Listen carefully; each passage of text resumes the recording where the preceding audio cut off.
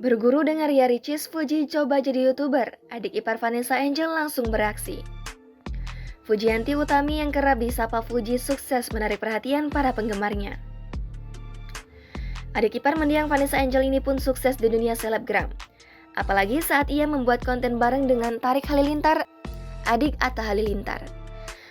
Baru-baru ini ia pun mencoba menjajal kemampuannya menjadi YouTuber. Tak tanggung-tanggung, ia diajari YouTuber nomor wahid Ria Ricis. Istri Tenggurian ini pun tak segan berbagi ilmu dengan Fuji. Ia bersama sang kameramen Dika turut mengajarkan Fuji untuk menjadi seorang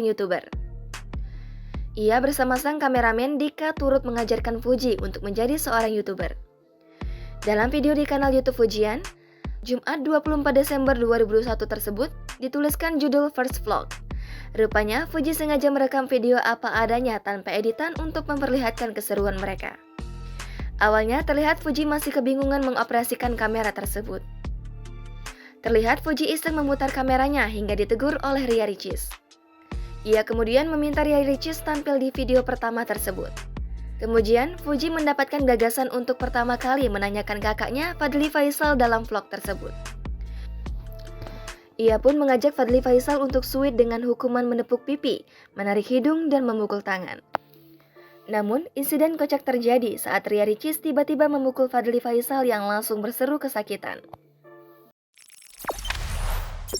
Jangan lupa subscribe, share, komen, dan like ya!